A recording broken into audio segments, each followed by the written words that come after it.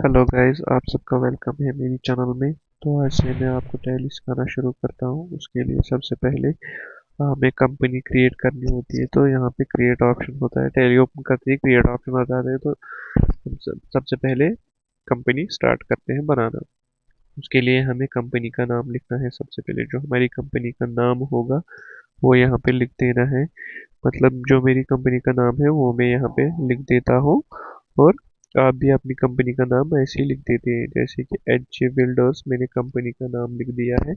और यहाँ से मैं अपनी कंपनी की डिटेल लिखता हूँ, एड्रेस लिखता हूँ जो मेरी कंपनी का एड्रेस है। उसके बाद यहाँ से स्टेट सिलेक्ट करना है, आपकी कंपनी का स्टेट कौन सा है तो वो यहाँ पे लिख देना है। मतलब मैंने अपनी स्टेट दिल्ली है, कंट्री इंडिया है। उसके बाद पिन कोड जो आपकी कंपनी का पिन कोड होगा, ठीक है। उसके बाद टेलीफोन इसको रहने दीजिए, फोन जो आपका मोबाइल नंबर होगा वो आप यहाँ पे लिख सकते हो। आपका जो भी मोबाइल नंबर होगा वो आपने यहाँ पे लिख देना है, ठीक है। उसके बाद हम ईमेल, वेबसाइट जो अगर होगा तो वो आप लिख सकते हो यहाँ पे। उसके बाद है फाइनेंशियल ईयर कौन सा है, आपकी कंपनी का फाइनेंशियल ईयर कौन सा है। अगर आपने ये इम्पोर्टेंट चीज़ है यहाँ पे, अगर आपने कंपनी का डाटा ऐड करना है पिछले साल का, मतलब 24 ईयर का, 24-25 का, तो आपको यहाँ पे लिखना है 24, 1 अप्रैल 24। क्योंकि ये जीएसटी कैलकुलेशन में मदद देता है, तो वो कैलकुलेट इसी से होता है, ठीक है। उसके लिए आपको मुझे इसी साल का लिखना है, तो मैं आपको यहाँ से इसी साल का दिखाता हूँ, 1 अप्रैल 2025 से। और बुक्स भी लिखना, मेरी कंपनी की जो बुक्स है, मतलब मैं जो अकाउंटिंग बुक्स यूज़ करता हूँ इसमें, वो भी आपको लिखना है। 1 अप्रैल 2025 में अपनी बुक्स भी स्टार्ट करता हूँ 1 अप्रैल 2025 से। तो उसके बाद एंटर करते जाना है, और करेंसी में जो अभी करेंसी होगी वो लिख देना और एंटर करके एक्सेप्ट कर देना। एक्सेप्ट करने के बाद आपकी कंपनी ऐसे क्रिएट होगी, गेट भी गेट भी क्रिएट होगा, और उसके बाद ये फीचर्स में आ जाएगी। तो यहाँ पे आपको फिलहाल कुछ नहीं करना है, इन फीचर्स का हम बाद में आराम से देख लेंगे कौन सा फीचर किसके लिए यूज होता है। फिलहाल हमें इसमें से टैक्सेशन में जाना है। जो यहाँ पे टैक्सेशन का फीचर है उसमें हमें जाना है और जीएसटी अनेबल करना है। उसके लिए हमें सिंपली आराम से यहाँ पे एंटर करते जाना है। एंटर करने के बाद,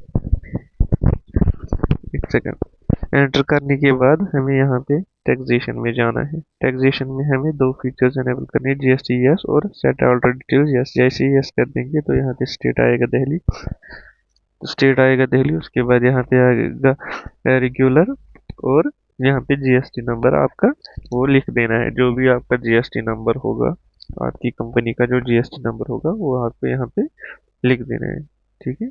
जैसे मैं लिख रहा हूँ अभी, वैसे ही आपको अपनी जीएसटी नंबर लिख देना। लेकिन जीएसटी ये इतना ध्यान रहना चाहिए कि जीएसटी नंबर सही होना चाहिए, आपका जो भी जीएसटी नंबर है वो सही होना चाहिए।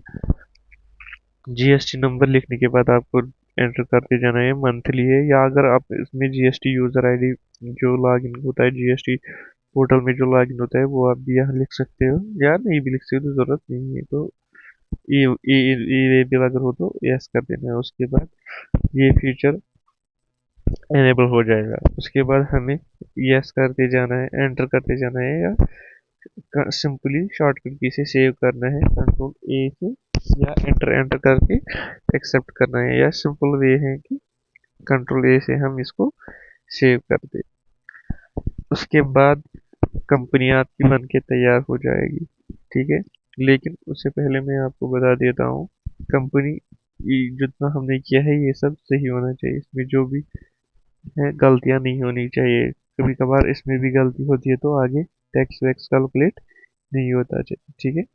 सेव करने के बाद हमारा गेटवे या टैली ओपन हो जाएगा, हमारी कंपनी बन के तैयार हो जाएगी। उसके बाद क्या करना है, कैसे करना है, किस तरीके से करना है, वो सब हम अगली वीडियो में देखते हैं। तो अगर आपको वीडियो पसंद आए और अगर आप और सीखना चाहते हो तो कंपनी मेरी चैनल को सब्सक्राइब करो और वीडियो को लाइक और शेयर करो। Thank you, have a nice day, good bye.